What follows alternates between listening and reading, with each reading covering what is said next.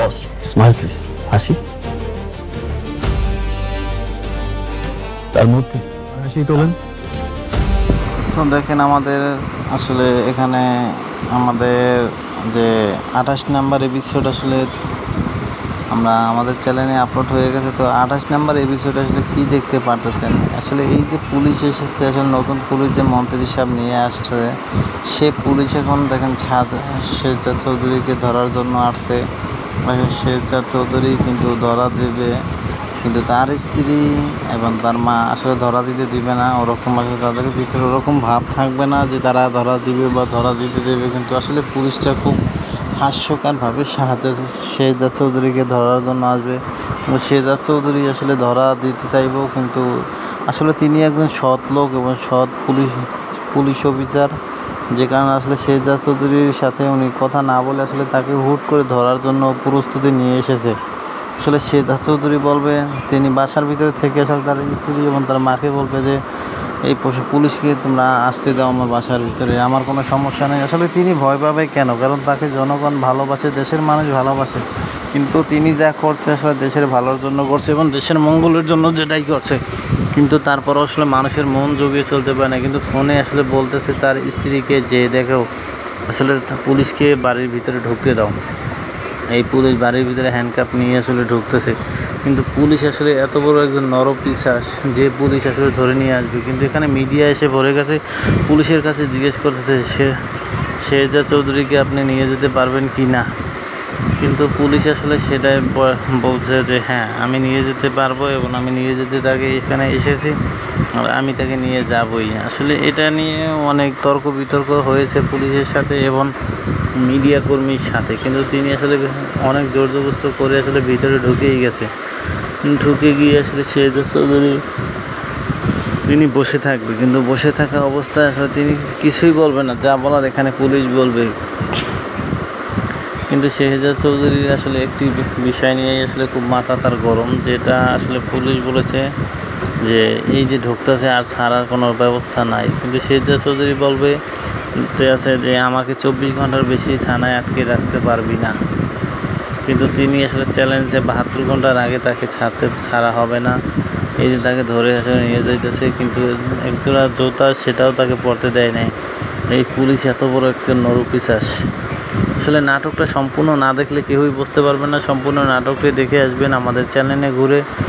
নাটকটি না দেখলে আসলে কোনো কিছুই বুঝতে পারবেন না। তো সবাই নাটকটিগুলো দেখে কমেন্ট করে জানাবেন আসলে নাটকটি কেমন হয়েছে। দুনিয়া এক মায়ার পর্ব 28 শুরু। গাড়ি ও পুলিশের দৃশ্য গল্পের শুরুতেই পরিস্থিতি যেন আরও জটিল হয়ে উঠবছে। পুলিশের গাড়ি এসে থামতেই চারপাশের পরিবেশে তৈরি হয় চাপা উত্তেজনা। কী ঘটেছে, কেন পুলিশ এসেছে, এই প্রশ্নের উত্তর খুঁজতে সবাই অপেক্ষা করতে থাকে। চরিত্র পরিচিতি অর্পিতা, একজন সাহসী ও ন্যায়বিচারপ্রিয় মেয়ে। সেই সত্য উদ্ঘাটনের জন্য যে কোনো বিপদের সামনে দাঁড়াতে প্রস্তুত। রাকিজ, অর্পিতার বন্ধু এবং সহযোদ্ধা। বুদ্ধিমান ও শান্ত স্বভাবের হলেও প্রয়োজনে রুক্ষ হয়ে সত্যের পাশে দাঁড়ায়। মেহেদী, প্রভাবশালী ও ধূর্ত ব্যবসায়ী। টাকার জোরে সব নিয়ন্ত্রণ করতে চায়। ইন্সপেক্টর সালাম, সৎ ও দায়িত্বশীল পুলিশ অফিসার। তিনি সত্য উদ্ঘাটনে আপোষহীন। মন্ত্রী সাহেব, ক্ষমতাবান রাজনীতিবিদ। মানুষের ভাগ্যের খেলা তার কথার উপর নির্ভর করে। পর্বের শুরু রাস্তার ধারে কালো গাড়ি। হঠাৎ পুলিশের সাইরেন বাজতে থাকে। গাড়িটি থামতেই পুলিশ চারদিক ঘিরে ফেলে। ইন্সপেক্টর সালাম এগিয়ে এসে গাড়ির দরজা খুলতে বলেন। ভিতর থেকে মেহেদী নেমে আসে, মুখে অবাক ভাব, কিন্তু চোখে মুখে ভয় স্পষ্ট। ঘটনার সূত্রপাত পুলিশ মেহেদীর গাড়ি তল্লাশি করে কিছু গুরুত্বপূর্ণ কাগজপত্র ও একটি পেনড্রাইভ উদ্ধার করে, যেখানে অবৈধ চুক্তি, ঘুষ লেনদেন এবং নিরীহ মানুষের জমি দখলের প্রমাণ পাওয়া যায়। অর্পিতা ও রাকিব ঘটনাস্থলে পৌঁছে যায়। অর্পিতা ইন্সপেক্টর সালামকে ধন্যবাদ জানায় এবং সত্য সামনে আনার ব্যাপারে সাহসী থাকার কথা বলে। সংঘাত মেহেদী পালানোর চেষ্টা করে, কিন্তু পুলিশ তাকে ধরে ফেলে। সে চিৎকার করে বলে, আপনারা জানেন না আমি ইন্সপেক্টর সালাম কঠোর কণ্ঠ বলেন, আইনের চোখে সবাই সমান। তদন্ত ও সত্য উদ্ঘাটন পেনড্রাইভের ভিডিওতে দেখা যায় কিভাবে মেহেদী ও তার সহযোগীরা প্রভাবশালী মন্ত্রীর সহায়তায় নিরীহ মানুষের জমি দখল করেছে এবং সরকারের টাকার আত্মসাৎ করেছে। অর্পিতা ও রাকিব প্রমাণগুলো গণমাধ্যমে তুলে ধরার সিদ্ধান্ত নেয়। চরম মুহূর্ত সংবাদ সম্মেলনে সব প্রমাণ প্রকাশ করা হয়। মন্ত্রী সাহেব প্রথমে অস্বীকার করলেও ভিডিও দেখে তিনি নির্বাক হয়ে যান। জনগণের সামনে সত্য প্রকাশ পেয়ে মন্ত্রী ও মেহেদী দুজনেই গ্রেপ্তার হয়। মানুষ হাততালি দিয়ে পুলিশের ও অর্পিতার সাহসিকতাকে অভিনন্দন জানায়। শেষ দৃশ্য অর্পিতা, রাকিব ও ইন্সপেক্টর সালাম একসাথে দাঁড়িয়ে থাকে। অর্পিতা হাসিমুখে বলে, সত্যের জয় সবসময় হয়, শুধু সাহস আর ধৈর্য নিয়ে লড়তে হয়। পর্দা নামার আগে দেখা যায়, সন্ধ্যার আকাশে সূর্য ডুবে যাচ্ছে, কিন্তু আকাশে নতুন দিনের আলো ফুটতে শুরু করেছে। শিক্ষা দুনিয়ার মায়া, অর্থ ও ক্ষমতার লোভ মানুষকে অন্ধ করে। কিন্তু সত্য, ন্যায়বিচার ও সাহস থাকলে অন্যায়ের বিরুদ্ধে জয় নিশ্চিত। সততা ও ন্যায়ের পথেই প্রকৃত শান্তি আর সম্মান। এই পর্ব আমাদের শেখায়, অন্যায় যত বড়ই হোক না কেন, সত্যের সামনে তা হার মানে। সাহসী মানুষই পারে সমাজকে বদলাতে এবং সুন্দর দুনিয়া গড়তে। গাড়ি ও পুলিশের দৃশ্য গল্পের শুরুতেই পরিস্থিতি যেন আরও জটিল হয়ে উঠবছে। পুলিশের গাড়ি এসে থামতেই চারপাশের পরিবেশে তৈরি হয় চাপা উত্তেজনা। কী ঘটেছে, কেন পুলিশ এসেছে, এই প্রশ্নের উত্তর খুঁজতে সবাই অপেক্ষা করতে থাকে। চরিত্র পরিচিতি অর্পিতা, একজন সাহসী ও ন্যায়বিচারপ্রিয় মেয়ে। সে সত্য উদ্ঘাটনের জন্য যেকোনো বিপদের সামনে দাঁড়াতে প্রস্তুত। রাকিব, অর্পিতার বন্ধু এবং সহযোদ্ধা। বুদ্ধিমান ও শান্ত স্বভাবের হলেও প্রয়োজনে রুক্ষ হয়ে সত্যের পাশে দাঁড়ায়।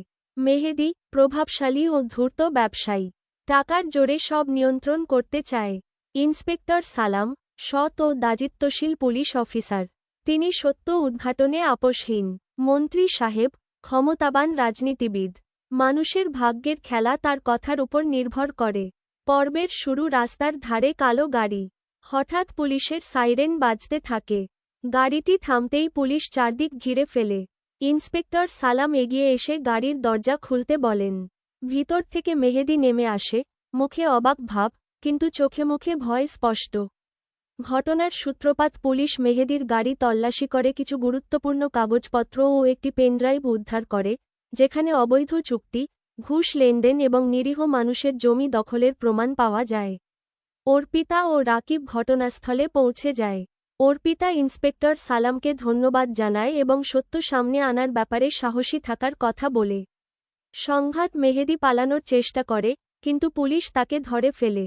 সে চিৎকার করে বলে, আপনারা জানেন না আমি ক। ইন্সপেক্টর সালাম কঠোর কণ্ঠ বলেন, আইনের চোখে সবাই সমান।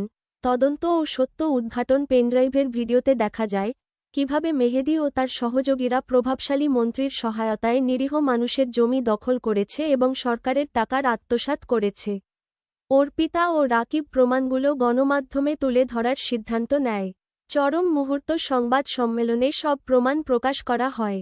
মন্ত্রী সাহেব প্রথমে অস্বীকার করলেও ভিডিও দেখে তিনি নির্বাক হয়ে যান। জনগণের সামনে সত্য প্রকাশ পেয়ে মন্ত্রী ও মেহেদী দুজনেই গ্রেপ্তার হয়। মানুষ হাততালি দিয়ে পুলিশের ও অর্পিতার সাহসিকতাকে অভিনন্দন জানায়। শেষ দৃশ্য অর্পিতা, রাকিব ও ইন্সপেক্টর সালাম একসাথে দাঁড়িয়ে থাকে। অর্পিতা হাসিমুখে বলে, সত্যের জয় সবসময় হয়, শুধু সাহস আর ধৈর্য নিয়ে লড়তে হয়। পর্দা নামার আগে দেখা যায়, সন্ধ্যার আকাশে সূর্য ডুবে যাচ্ছে, কিন্তু আকাশে নতুন দিনের আলো ফুটতে শুরু করেছে।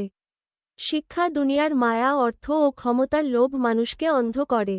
কিন্তু সত্য, ন্যায়বিচার ও সাহস থাকলে অন্যায়ের বিরুদ্ধে জয় নিশ্চিত। সততা ও ন্যায়ের পথেই প্রকৃত শান্তি আর সম্মান। এই পর্ব আমাদের শেখায়, অন্যায় যত বড়ই হোক না কেন, সত্যের সামনে তা হার মানে। সাহসী মানুষই পারে সমাজকে বদলাতে এবং সুন্দর দুনিয়া গড়তে। পর্ব সমাপ্ত।